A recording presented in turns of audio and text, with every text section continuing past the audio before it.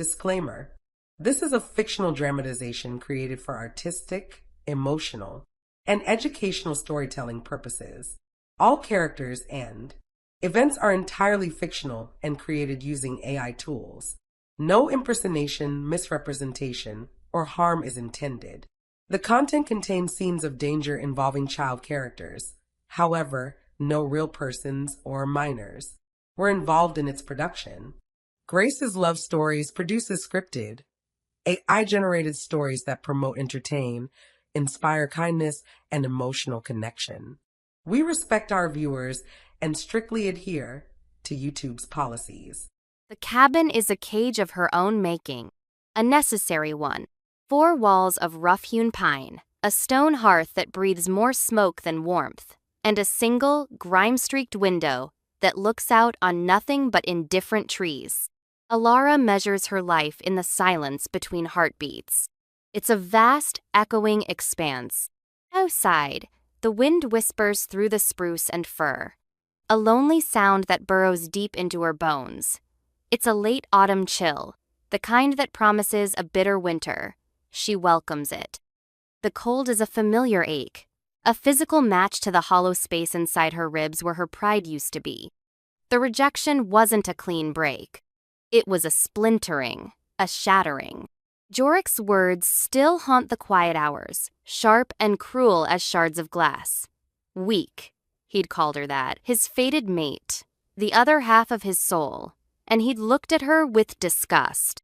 Her wolf, the spirit that should have been her strength, was a flickering candle in a hurricane, small, timid. On the day of her first shift, when other girls her age had transformed into powerful, formidable beasts, she had managed only a shivering, undersized creature that whimpered at its own shadow. An embarrassment, a flaw in the bloodline. The pack's alpha could not be mated to a flaw. So he'd severed the bond. A wrenching, violent act that had felt like tearing her soul in half. The pack, his pack, had turned their backs in unison. Their silence was worse than the insults. It was the quiet, polite closing of a door, leaving her on the wrong side, alone. So she ran. She ran until the scent of her pack was nothing but a sour memory, until the mountains rose up like a wall between her past and her present. This cabin, abandoned by some long-dead trapper, became her sanctuary and her prison. A place to be unseen, a place to slowly disappear. Tonight, the wind is more than a whisper. It's a howl. A furious, grieving sound that rattles the single pane of glass in its frame. A storm is coming. She can smell it on the air, the sharp, electric tang of ozone, the heavy scent of damp earth. She adds another log to the fire, watching the sparks fly up the chimney like frantic, dying stars. The motion is automatic, part of the small, meaningless routine that keeps her tethered to the world. Wake, forage, chop wood, stare into the fire, sleep, repeat. A life stripped down to its barest components. Survival, nothing more. The first sound is almost lost in the rising gale. A crack. Not thunder. Something sharper. Heavier. The sound of a great tree limb snapping. But there's a weight to it.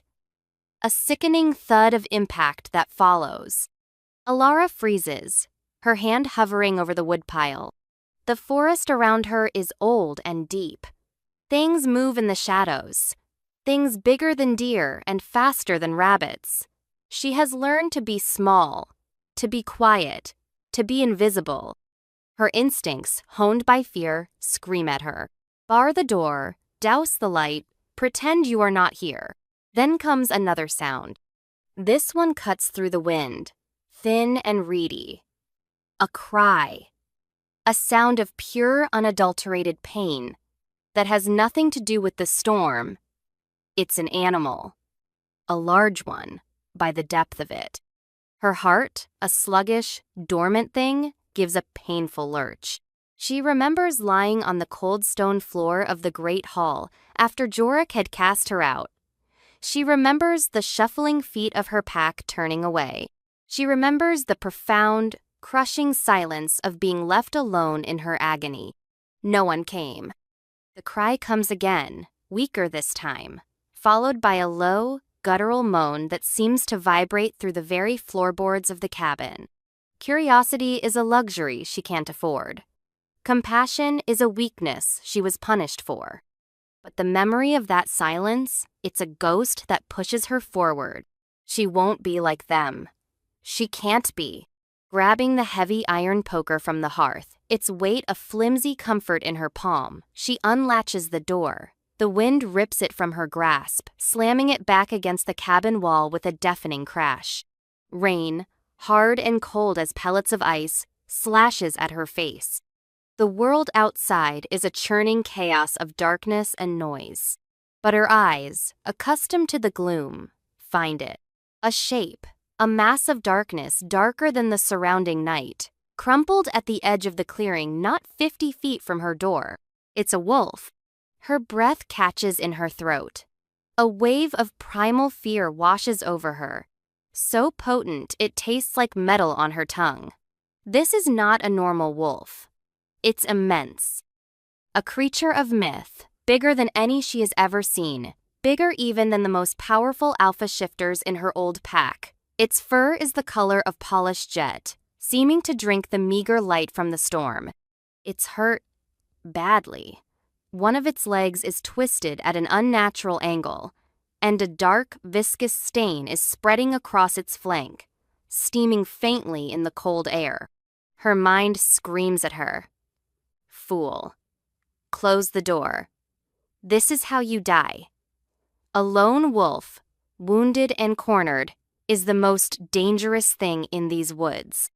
She takes a half step back, her hand tightening on the poker, and then she sees it. Something stirs beside the great beast.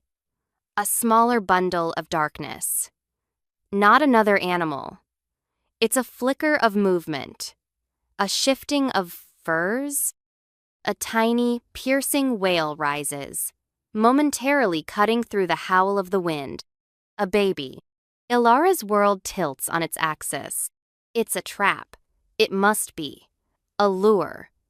Rogues were known for such cruel deceptions. Use the innocent to draw out the compassionate, then strike. But the giant wolf lifts its massive head, and in the gloom, she sees its eyes. They aren't the feral yellow of a wild animal. They are silver. A liquid, intelligent silver that seems to glow with its own internal light. It looks at her, not with aggression, but with a desperate, silent plea. Then its gaze shifts down to the whimpering bundle, and its head drops back to the wet earth with a groan of profound exhaustion. A protector, failing its duty. Ilara stands frozen in the doorway, the rain plastering her thin tunic to her skin, the wind howling its mockery of her indecision. Every logical part of her brain, every scar from her past, tells her to retreat into her cage and lock the door. Let the forest claim them. It is the way of things. The strong survive, the weak perish. Wasn't that the lesson she was supposed to have learned? But the baby cries again, a thin, helpless sound that tears through her carefully constructed apathy. It is the sound of being abandoned. And in that moment, the choice is no longer a choice. It's a rebellion. Damn it all, she whispers into the storm, the words ripped away by the wind. She will not be the one who turns away. She takes a step out into the rain. The decision settles in her bones, a heavy, terrifying stone of certainty. She drops the poker. A weapon would be an admission of hostility, and right now, her only currency is the fragile hope of trust. She moves slowly, her bare feet sinking into the cold mud. She keeps her hands open and visible, a gesture of peace she hopes the creature will understand.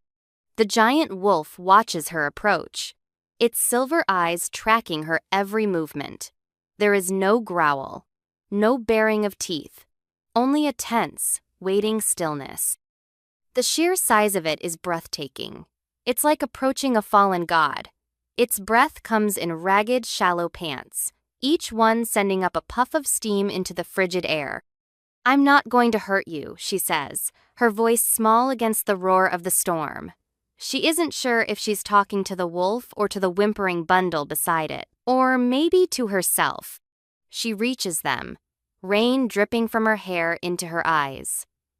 She kneels in the mud, ignoring the cold that seeps instantly through her clothes.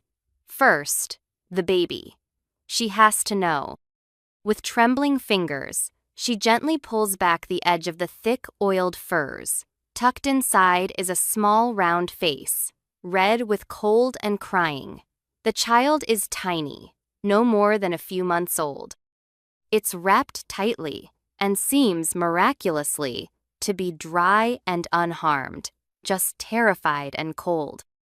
Her gaze shifts to the wolf. Up close, the injury is horrifying. A deep, vicious gash runs along its ribs, torn open as if by claws of impossible size. It's not a hunter's wound. This was a fight. A battle. "Oh," she breathes, a sound of pure, horrified sympathy. "What happened to you?" The wolf whines low in its throat, a sound of such profound misery that it makes her own wounds ache in response. Her mind, suddenly clear and focused, kicks into a gear she'd forgotten she had, the part of her that was trained in herb lore and healing, skills taught to all pack females before she was deemed a failure. "Okay," she says, more firmly now. "Okay, I can help, but you can't stay out here. Neither of you can." The storm is worsening, the rain turning to sleet. To leave them here would be a death sentence, no matter how great the wolf's strength. She looks from the wounded animal to her small, warm cabin, her sanctuary, her one safe place in a world that had offered her none. Bringing this immense, unknown danger across her threshold feels like a violation of the highest order, a betrayal of the promise she made to herself to never trust again. The baby's cries soften into hiccuping sobs. It's watching her with wide, dark eyes. There is no other way. "All right, big guy," she murmurs, her voice taking on a soothing cadence. "I need you to get up. Can you do that for me? You have to get up. For him." She gestures to the baby. The wolf's silver eyes seem to understand.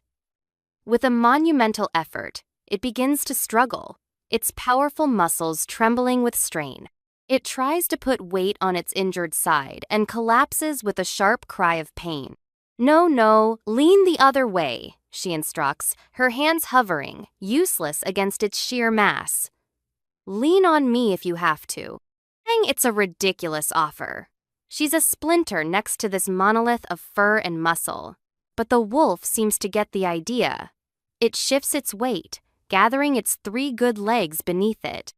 With another groan that seems to shake the very ground, it staggers to its feet. It sways, unsteady, its head hanging low. "Good," she praises, her heart hammering against her ribs. "That's so good. Now, the baby." Carefully, she scoops up the warm, fur-wrapped bundle. The child is heavier than it looks. It settles against her chest with a final, shuddering sigh, its tiny face burrowing into her shoulder. A jolt, sharp and painful and wonderful, goes through her. It's a feeling she had long since buried, the phantom ache of empty arms.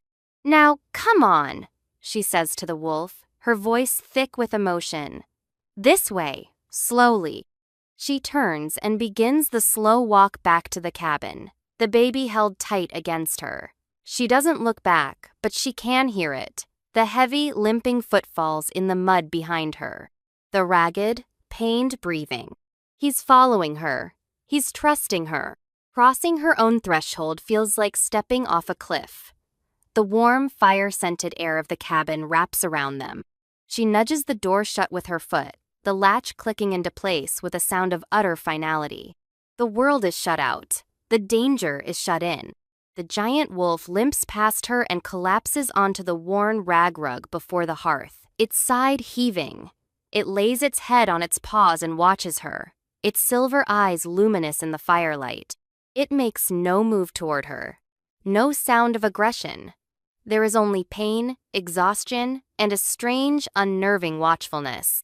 Alara stands for a long moment, the baby warm in her arms, her home filled with the scent of wet fur, blood, and the wild unknown. The silence inside is now a living thing, charged with a terrifying and fragile truce. Her isolation is over. She doesn't know if she has just saved a life or ended her own. In the first few hours are a blur of frantic, focused activity. A dam has broken inside her, and years of stagnant apathy are washed away by a flood of purpose. First, the baby. She lays him on her own narrow bed, the softest place in the cabin. She unwraps the layers of fur, her fingers clumsy but gentle. Beneath it all, he's wearing a simple, hand-stitched linen tunic. He's clean, well cared for. Someone loved this child. The thought sends another pang through her chest. She checks him over from head to toe. No cuts, no bruises, just the angry red of cold on his cheeks and hands. He watches her with those solemn, dark eyes, not crying anymore, just observing. She finds an old, soft piece of wool and wraps him in it, tucking it snugly around him. "There," she whispers. "You're safe now." He needs to eat. She has nothing a baby would eat. Her pantry consists of dried meat, tough roots, and a small sack of oats. Panic, cold and sharp, nips at her heels. What good is saving him if she lets him starve? She finds a handful of dried berries, wizened and hard. She puts them in a small wooden bowl, adds a little boiled water from the kettle over the fire, and begins to mash them with the back of a spoon. It's a desperate, pathetic offering. A thin, purplish gruel. She props the baby up, her arm awkward around his little shoulders. "I don't know if you'll even eat this," she murmurs, mostly to herself. "It's probably awful. I'm sorry." She dips the tip of her finger into the mixture and brings it to his lips. He turns his head away at first, then his tiny nose twitches. He licks his lips. His eyes widen. Tentatively, he opens his mouth. She gives him a little taste. He smacks his lips together, then opens his mouth again, this time with an insistent little noise. Her relief, so potent it makes her dizzy, floods through her. He eats. She feeds him tiny spoonfuls of the berry mush until the bowl is empty. He lets out a contented burp, and for the first time, the corner of his mouth quirks up in something that looks almost like a smile. Her heart cracks open just a little wider. She settles him back on the bed, and his eyes drift shut almost instantly, his small chest rising and falling in the steady rhythm of sleep. In her head, she gives him a name. Finn. It feels solid. Gentle. With Finn sleeping, she turns her attention to the other patient. The wolf hasn't moved. It lies by the fire, a mountain of silent suffering. The warmth from the hearth has dried its fur, making it stand out in a thick, luxurious pelt. But the blood on its flank has also dried, matting the fur and crusting around the edges of the terrible wound. It needs to be cleaned. She fills a bowl with warm water and grabs the cleanest rags she owns. Her healing kit is a small leather pouch containing a needle, sinew for thread, and a few jars of dried herbs. Yarrow to staunch bleeding, willow bark for pain, and a poultice of comfrey and moss for infection. It's all she has. "Okay," she says softly, approaching him. "This is probably going to hurt. A lot. But if we don't clean it, it will fester." She kneels beside him. The heat coming off his body is immense, like a furnace. She can smell the fever on him, a sickly sweet scent underneath the metallic tang of blood. His silver eyes are fixed on her. They are hazy with pain, but the intelligence within them is sharp, unwavering. It's like being scrutinized by an ancient, wise spirit. "You have to let me do this," she says, her voice a plea. "You have to trust me." As if in answer, he gives a low sigh and rests his head back on his paws, exposing the wounded side to her. It's an act of such profound trust that it steals her breath. Her hands tremble as she touches him for the first time, gently parting the matted fur around the gash. His skin is fever-hot. The wound is deep, the flesh torn raggedly. She dabs at the edges with a wet cloth, trying to wipe away the dried blood. The wolf flinches, a tremor running through its entire body, and a pained whimper escapes its throat. But it doesn't move. It doesn't snap. It endures. "I know," she soothes, her voice barely a whisper. "I'm sorry. I'm so sorry. I'll be as quick as I can." She works for what feels like hours, cleaning the wound with a grim, methodical focus. She stitches the worst of it closed, her needle dipping in and out of the tough hide. It's clumsy work, ugly work, but it will hold. Finally, she packs the wound with her comfrey poultice, the cool, damp herbs, a stark contrast to his feverish skin.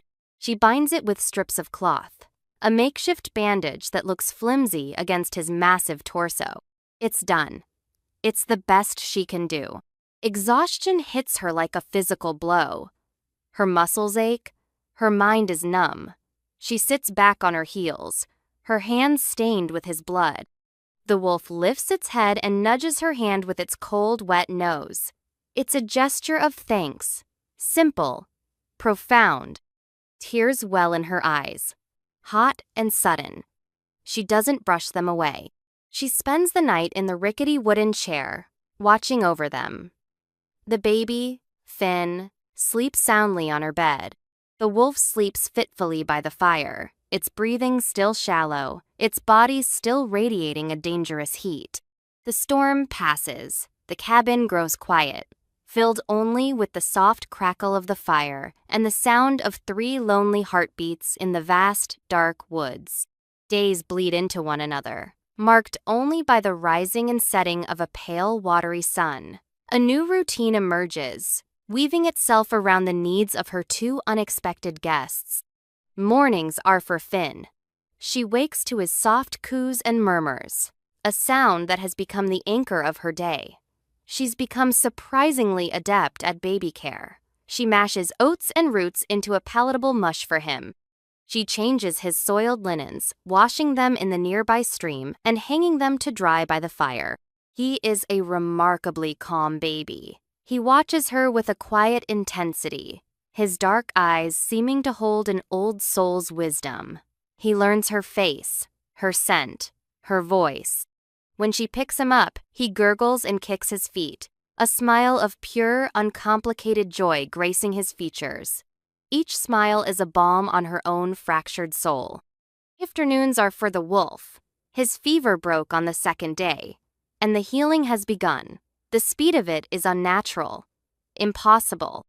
The angry red around the wound has faded, and new healthy pink tissue is already forming beneath her poultices. A normal animal would be dead, or at best, laid up for weeks.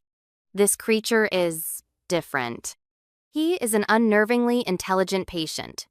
He allows her to change his dressings with a quiet stoicism, only flinching when the pain is sharpest. He drinks the willow bark tea she brews for him without complaint, lapping it from the bowl she sets before him. He watches her. Always. His silver eyes follow her as she moves about the small cabin, a silent, contemplative gaze. It's not threatening. It feels protective. When she stumbles over a loose floorboard, a low growl rumbles in his chest, not at her, but at the offending piece of wood. The silence of her life is gone, replaced by a strange new language, the baby's gurgles, the wolf's soft sighs, and, to her own surprise, the sound of her own voice. She talks to them.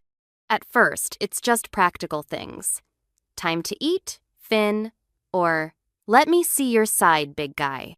But the cabin is small, and the hours are long.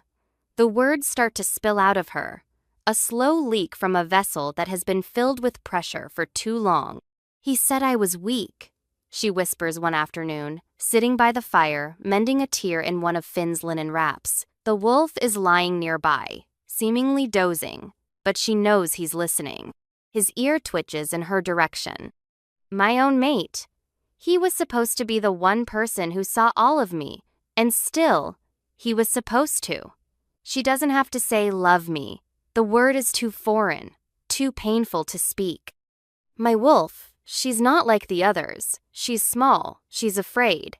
And because of that, I was a flaw. Something to be discarded. She stares into the flames, her needle still. They all just stood there. Watched him do it. Watched him break the bond. No one said a word. No one even looked at me after. It was like I had already died. The wolf makes a soft noise in his throat, a sound of profound sympathy. He shifts, dragging his massive body closer, until his head is resting on the floor just inches from her feet. She looks down at him, at the impossible silver of his eyes, and sees no judgment there, only a shared understanding of pain. She talks to Finn, too, as she rocks him to sleep. She tells him about the grandfather who taught her about herbs, his hands gentle and smelling of earth. She tells him about the taste of sun-warmed berries picked straight from the bush. She tells him all the good things she can remember, pulling them out of the dusty corners of her memory and polishing them until they shine. She is giving him a past she barely allows herself to have. One evening, a week after their arrival, she's changing the wolf's dressing. The wound is almost completely closed now, a puckered pink scar against his black hide. It's a miracle of biology. You'll be able to leave soon, she says, her voice quiet. The thought sends a sharp, unexpected pang of loss through her. The cabin will be so quiet again. Too quiet. You'll need to get back to wherever you came from, back to his mother. At the mention of a mother, a deep, mournful sound rumbles in the wolf's chest. It's the saddest sound she has ever heard. He nudges her hand with his nose, then looks pointedly at Finn, sleeping peacefully on the bed. Then he looks back at her. The message is clear, a silent, heartbreaking story. There is no mother to return to. They are all each other has. And somehow, she has become a part of that. Fear has slowly, almost imperceptibly, been replaced by comfort. The presence of the great wolf is no longer a source of anxiety, but a steady, grounding weight in her small world. She sleeps on a pallet of furs on the floor now, having surrendered her bed to Finn. She often wakes in the middle of the night to find the wolf has positioned himself between her and the door. A silent, vigilant guardian. She feels safer with this wild, mysterious creature than she ever did surrounded by her own kind. One night, she's woken by a nightmare. She's back in the Great Hall. Jorik's face twisted in contempt, the pack's eyes cold and empty. She wakes with a gasp, a sob caught in her throat, her body trembling. A cold nose presses against her cheek. She opens her eyes to find the wolf's massive head right beside her, his silver eyes glowing softly in the dim light from the dying embers. He whines gently, a question and a comfort all in one. Without thinking, she reaches out. Her hand, small and pale against his dark fur, sinks into the thick ruff of his neck. His fur is softer than she imagined, thick and warm. He doesn't pull away. Instead, he leans into her touch. A low rumble of something that sounds suspiciously like a purr vibrating through his chest. She strokes his head, her fingers tracing the strong bones beneath the fur. The trembling in her body subsides, replaced by a profound sense of peace. Here, in the dark, with a monster for a guardian and a borrowed baby for a charge, she feels a flicker of something she thought was lost forever. A sense of belonging. Her fragile peace is shattered 2 weeks after their arrival. It's a cold, bright afternoon. Alara is outside, chopping wood, a task she has come to find meditative. The rhythmic thud of the axe is a satisfying counterpoint to the quiet of the forest. The wolf is lying in the sun-drenched doorway of the cabin, watching her, while Finn naps inside. And she doesn't hear him approach. He moves with a shifter's predatory grace, a skill she had once admired. Now, It just feels like a violation. I knew I'd find you in a hovel like this. The voice slices through the air, sharp and contemptuous. Jorek. Alara freezes, the axe held halfway in its swing. She turns slowly, her heart a cold, heavy stone in her chest. He stands at the edge of the clearing, arms crossed over his broad chest. He looks just as she remembers, handsome, powerful, and radiating an arrogance that chills her to the bone. He's alone, for now. "What do you want, Jorek?" she asks, her voice flat, devoid of the emotion churning inside her. "I came to bring you home," he says, as if it's the most reasonable thing in the world, as if he hadn't been the one to cast her out. She lets out a short, bitter laugh. "Home? I don't have a home. Don't be dramatic, Alara. Your place is with the pack, in with me." His eyes roam over her, taking in her simple, patched tunic, the smudges of dirt on her face. A look of distaste flickers across his features. "This pathetic exile is over. I'm willing to overlook your weakness. I'll take you back." He speaks of it like a magnanimous gift. The sheer audacity of it steals her breath. He broke her, and now he wants to claim ownership of the pieces. "No," she says. The word is quiet, but it's as solid and unmoving as the mountains around them. Jorek's face darkens. "No, you don't get to say no to me. You are my mate." "You severed that bond," she reminds him, her voice gaining strength. "You made your choice. Now live with it." He takes a step forward, his predatory nature coming to the forefront. "I can re-establish the bond. A mark will set it right. You just need to be reminded of your place." Before she can react, a movement at the cabin door catches his eye. Finn, woken by their voices, has crawled to the threshold. He sits there, blinking in the bright sun, a small, curious figure. Jorek stops, his eyes narrow. "What is that?" Alara instinctively moves to place herself between him and the cabin. "Whose is it?" he demands, a cruel, mocking sneer twisting his lips. "Found a stray to mother, have you? Always so desperate to fix broken things. How pathetic." The word hangs in the air between them. Pathetic. A sound erupts from the cabin doorway, a sound that is not of the natural world. It starts as a low rumble, a vibration that seems to shake the very air. It builds in pitch and volume until it's a full-throated, guttural growl of pure, unrestrained fury. The great black wolf rises to its full, terrifying height. It's one thing to see him lying down, wounded and passive. It's another thing entirely to see him like this. He is a creature of nightmare and legend. His shoulders are broader than a man's, his head immense. His lips pull back from his teeth, revealing fangs as long and sharp as daggers. The scar on his side, a silver line against the black of his fur, only makes him look more fearsome. He moves with a fluid, terrifying grace, stepping out of the cabin to stand directly between Alara and Jorek. He doesn't look at her. His entire being, every ounce of his lethal intent, is focused on the man who dared to threaten her. Jorek freezes. His arrogance evaporates, replaced by a primal, instinctive fear. He is an alpha shifter, one of the most powerful in his pack, but he is dwarfed by the beast before him. He has never seen a wolf this large, this ancient. "What in the hells?" he breathes, taking an involuntary step back. The black wolf takes a silent step forward. It doesn't bark or snap. The silence is more terrifying than any noise could be. It is a promise of swift, brutal violence. Jorek is no fool. He recognizes a power far greater than his own. He glances from the wolf, to Alara's defiant face, to the baby watching from the doorway. Something clicks in his mind, a flash of jealous, possessive rage. "This isn't over," he snarls, his bravado a thin, brittle shell. "I will be back with the pack. We'll see how your pet handles a dozen shifters." He turns and disappears back into the trees, his retreat hasty and undignified. The moment he is gone, the tension snaps. The great wolf sways on its feet. A whimpering cry of pain escapes its throat. Alara looks down and sees it.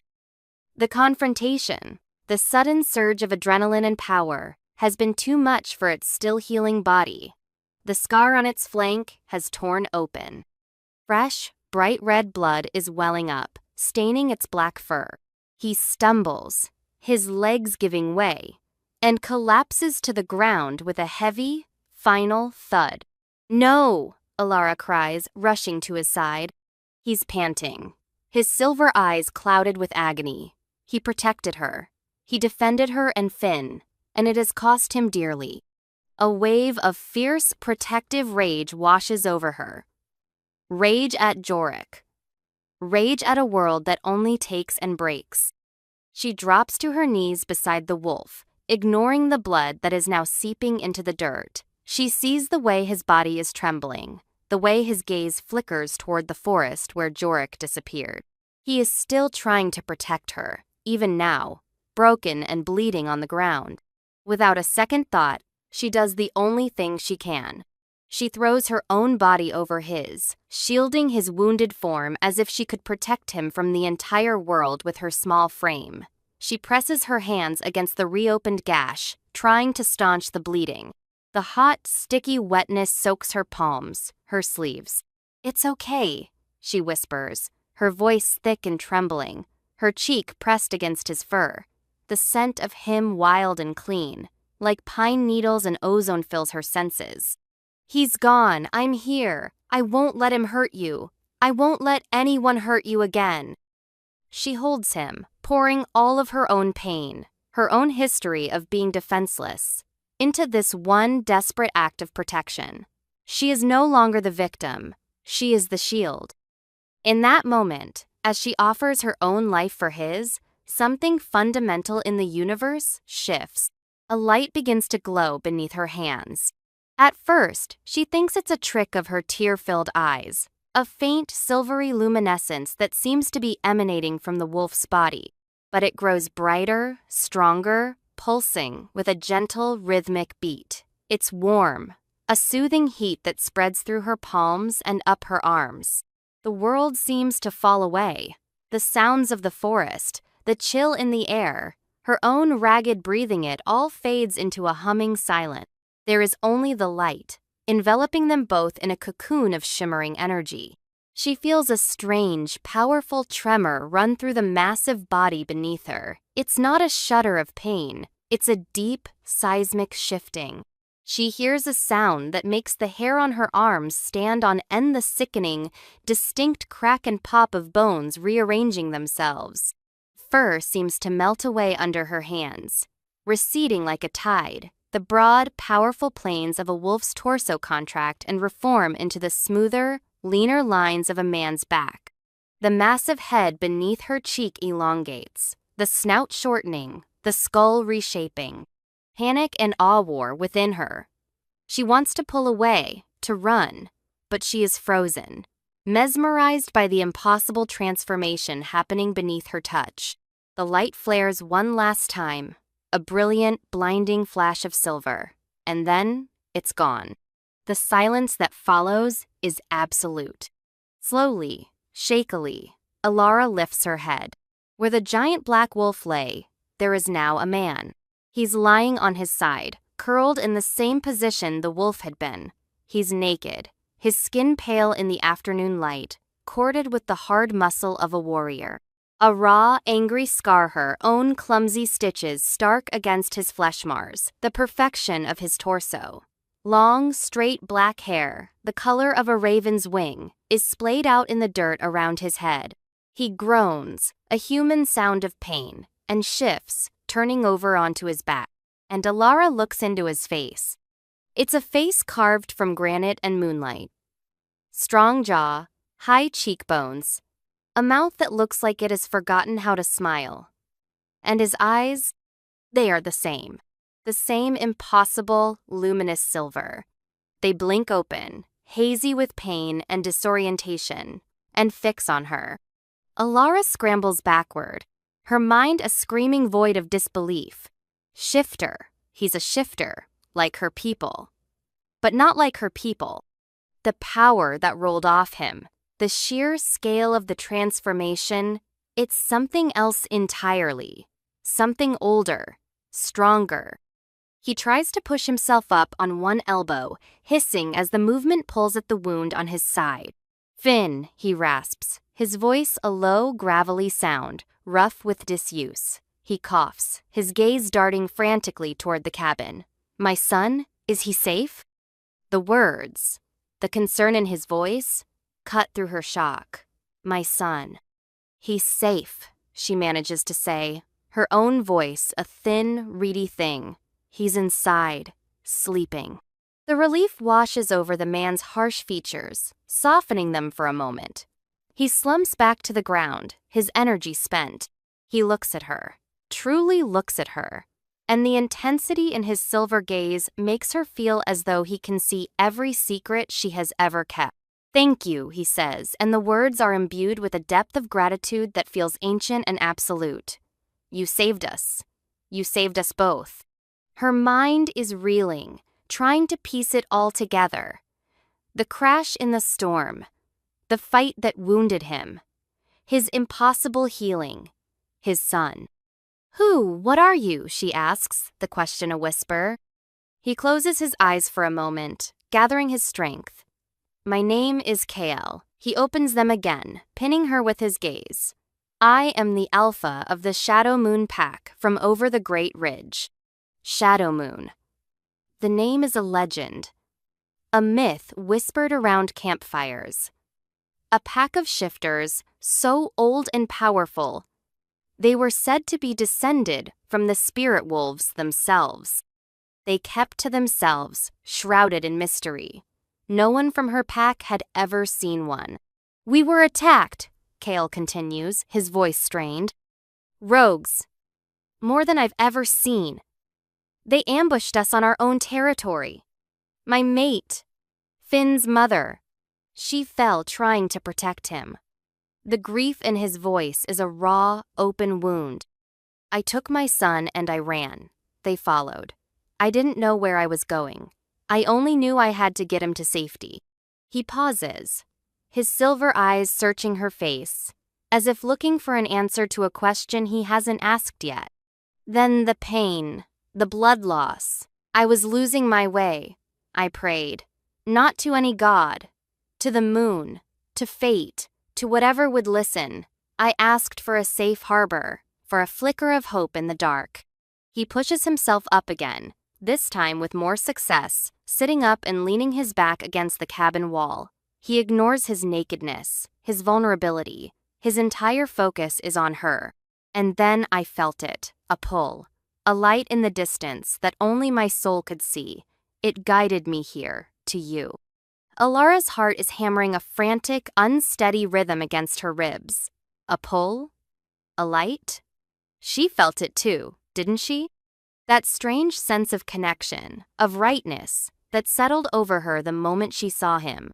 "I don't understand," she says, shaking her head. Kael's expression is one of profound, weary certainty. He looks at her, and in his eyes, she sees the echo of every moment they have shared, her fear turning to compassion, her gentle hands tending his wounds, her voice confessing her deepest pains, her body shielding his.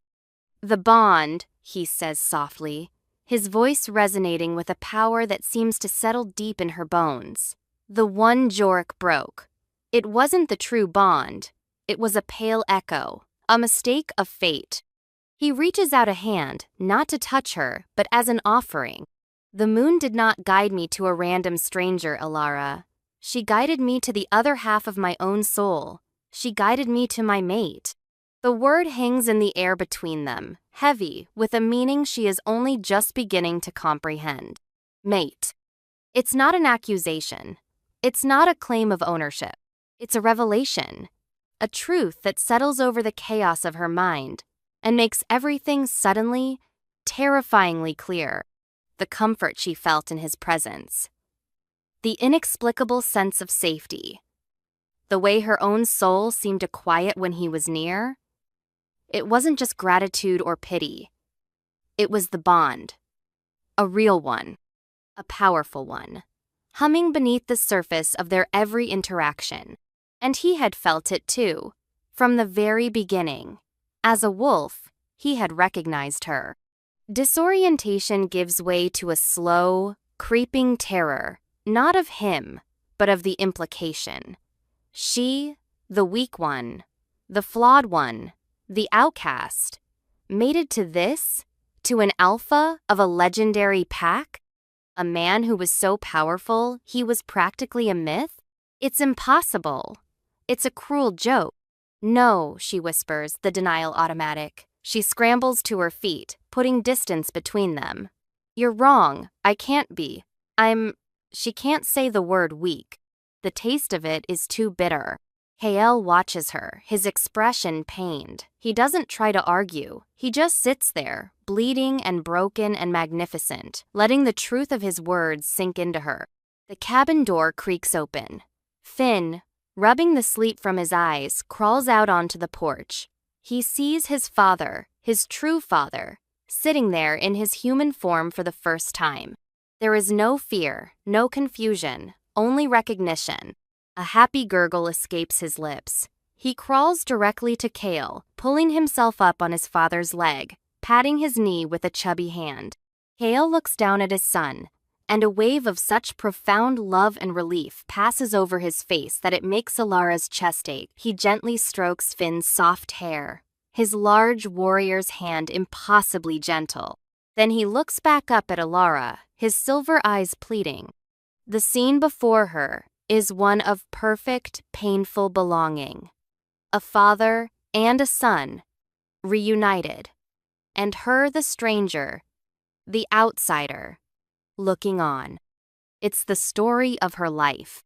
But this time, something is different. This time, she's not being pushed out. She's being invited in. Into the aftermath of the revelation is a space of charged, fragile silence. Alara brings Kael a pair of her deceased father's old trousers and a tunic. They are too small, stretching tight across his broad shoulders and ending well above his wrists and ankles, but he puts them on without comment, his gratitude palpable. She cleans and redresses his wound, her hands moving with a mechanical steadiness that belies the turmoil in her mind. Touching his human skin is different, intimate. She can feel the warmth of him, the solid reality of the man beneath her fingers. Her touch is professional, detached, but every brush of her hand against his skin sends a jolt through her system. He is racked with guilt. It radiates from him in waves, a heavy, suffocating presence in the small cabin. "I've brought danger to your door," he says, his voice low. He's sitting on the edge of her bed, Finn cradled in his lap, asleep now, his small head resting against his father's chest. "That man, Jorik, he'll be back," he said so. "I know," she replies, her voice tight. She's organizing her herbs, lining up the small clay pots on the mantelpiece with obsessive precision. Anything to keep her hands busy, anything to avoid looking at him. "He'll bring his pack," Kael continues, his voice grim. "They will see me as a threat, an invader, and you, they will see you as a traitor." Oh, he's right. She knows he is. Sheltering an enemy alpha is the highest form of treason. They wouldn't just cast her out this time. They would kill her. "I cannot ask you to face that," Kael says, his voice thick with self-recrimination. "I cannot bring that upon you, you who have only shown me kindness." He's building a wall between them, brick by painful brick. He is trying to protect her, to absolve her of any connection to him and his fate. He is preparing to leave. "You were hurt," he says, "by a mate who was supposed to protect you. He threw you away because he thought you were weak." He looks at her then, his silver eyes blazing with an intensity that stops her breath. "He was a fool. I have been in your home for 2 weeks, and I have seen more strength in you than in any warrior I have ever known." The words are meant to be a gift, a validation, but they feel like a farewell. "As soon as I have my strength back," he says, the final brick locking into place, "Finn and I will be gone. We will draw them away from you. You'll be safe here." And then what, she thinks? A bitter, hysterical laugh bubbling in her throat?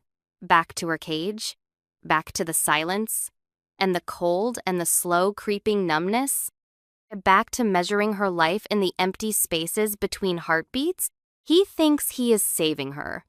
He doesn't realize he is condemning her to the very fate she just escaped. Something inside her, a long dormant ember of defiance that was fanned into flame by Jorik's cruelty, now roars to life. She turns from the mantelpiece, her hands clenched into fists at her sides. "No," she says. He looks up, startled by the force in her voice. "You don't get to do that," she says, her voice low and trembling with a strength she didn't know she possessed. "You don't get to walk into my life, turn it upside down, make me feel again, and then walk away for my own good." She takes a step closer, her eyes locked with his. "You think leaving me here is saving me? This isn't safety, Kale. This is a prison, a slow death. I was already dying here before you fell out of the sky." She gestures wildly around the small, sparse cabin. "You talk about Jorik. You think I'm afraid of him? I'm not that broken girl anymore." I looked him in the eye and I told him no. "And you want me to go back to being that person? The one who hides from the world? The one who lets others decide her fate?" Her voice cracks, but she pushes on, fueled by a righteous, desperate anger. "I made a choice. I chose to bring you in. I chose to help you. I chose to stand against him. That was my choice. Don't you dare try to take it away from me." He stares at her, his silver eyes wide with shock and something else. Something that looks like awe.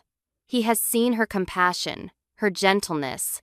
He is seeing her fire for the first time. "You think I'm weak?" she asks. The question a raw, painful echo of Jorik's accusation. But this time, it's a challenge, not a surrender. "My strength isn't in the size of my wolf or the sharpness of my claws. My strength is here." She presses a hand to her heart. "It's the part of me that refused to become as cruel as the people who hurt me. It's the part of me that saw you and your son and chose to help, even when I was terrified. Do not insult that strength by treating me like a fragile doll that needs to be sheltered." The silence that follows is thick with unspoken emotions. Kale is speechless, stripped of his noble intentions by the raw, undeniable truth of her words. In the quiet, Finn stirs.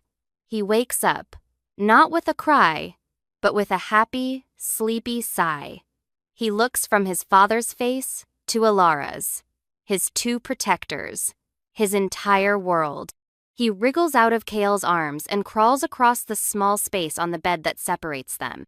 He stops right between them. He looks at Alara, then reaches up, his small, chubby hand patting her knee, the same gesture he gave his father. Then he turns and does the same to Kale. He babbles happily, a string of nonsensical, joyful sounds, and then lays his head down on the bedding between them, as if to say, "Here, together, this is right." The simple, innocent act breaks the last of the tension. It shatters Kael's resolve. He looks at Alara, and the walls he had built are gone. His silver eyes are raw, vulnerable, filled with a painful, desperate longing that mirrors her own. "I have felt your heart since the moment I first saw you through the storm," he whispers, his voice thick with emotion. "I felt your loneliness as if it were my own. I felt your kindness like the sun on my face after a long winter. When you spoke of your pain, my own soul ached. When you shielded my body with yours, you claimed me, Elara, in a way no bond or mark ever could." He says her name. And it's not just a sound, it's a prayer. It's the key that unlocks the last closed door in her heart. "I love you," he says, the words torn from the deepest part of him. "I think I have loved you my entire life, and I was just waiting to find you." The confession undoes her. Tears she didn't know she was holding back spill over, tracing hot paths down her cheeks. They are not tears of sadness or fear. They are tears of profound, overwhelming relief. She closes the small distance between them, kneeling on the floor in front of him. She raises a trembling hand and cups his face, her thumb brushing away a tear he didn't seem to know had fallen. His skin is rough with stubble, warm and real beneath her touch. "I thought I was broken beyond repair," she whispers. "You and Finn, you didn't fix me. You just showed me I was never broken at all." He leans into her touch, his eyes closing as if in surrender. "Alara." And then he leans forward, and she meets him halfway. The kiss is not one of frantic passion or desperate conquest. It is a homecoming. It's the quiet, certain click of two souls locking into place. It's the taste of salt from their shared tears, the scent of wood smoke and pine, the feeling of rightness, of absolute, unquestionable belonging. It's the end of the silence. It is the beginning of everything. 6 months later. The air here smells different. It's cleaner, sharper. It smells of high-altitude pines, cold river stone, and the subtle, living scent of a thriving pack, a scent of home. Alara stands on a wide wooden balcony that overlooks a valley, cradled by the jagged peaks of the Great Ridge. This is Shadowfell, the heart of the Shadow Moon Pack's territory. It's not a collection of crude huts, but a town, ingeniously built into the cliffs and trees, connected by sturdy rope bridges and winding stone staircases. It's a place of harmony, of strength, of deep, abiding peace. A warm weight settles on her shoulders. It's Kale's favorite wool cloak, heavy and smelling of him. He comes to stand behind her, wrapping his arms around her waist, pulling her back against the solid warmth of his chest. He rests his chin on her shoulder, his breath a warm puff against her ear. "Are you ready?" he murmurs. "No," she answers honestly, a small, nervous smile playing on her lips. "But I will be. Tonight is the ceremony." Her formal welcome as Kyle's mate, as the Pack's Luna. The thought is still dizzying. A wild, impossible dream made real. They didn't stay to fight Jorik. The morning after their confession, as the sun rose, Kale, in his wolf form, had carried her and Finn on his back. They ran for a day and a night, moving with supernatural speed, until they reached the hidden paths that led into the Shadow Moon territory. His warriors met them at the border, their joy and relief at seeing their alpha and his son alive a powerful, emotional tide. They had looked at her, the strange woman with him, not with suspicion, but with a deep, knowing respect. They had sensed the bond between her and their alpha. They had seen the truth in his eyes. She had been welcomed, not as a weak stray, but as the woman who had saved their future. Her own wolf, her small, timid spirit, was not a source of shame here. They saw it as a sign of her humanity, of the compassion that had allowed her to look past the fearsome beast to the man and child in need. Her perceived flaw was her greatest virtue. Finn, now a chubby, babbling toddler, is in the arms of an elderly pack member named Lyra, who adores him as if he were her own grandson. He is the pack's joy, a symbol of their survival and their new beginning. And Alara is learning to breathe again, learning to unclench the fist that has been wrapped around her heart for years. She is loved. She is respected. She is home. But the past has long shadows. A commotion at the main gate of the valley draws their attention. A sentry's horn blows a short, sharp note not of attack, but of challenge. Kale stiffens against her. "He's here," he says, his voice a low growl. "I know." Jorik. He and 2 of his most loyal pack members stand at the border, demanding entry, demanding an audience. Pride and wounded ego had driven him across the mountains, chasing a ghost.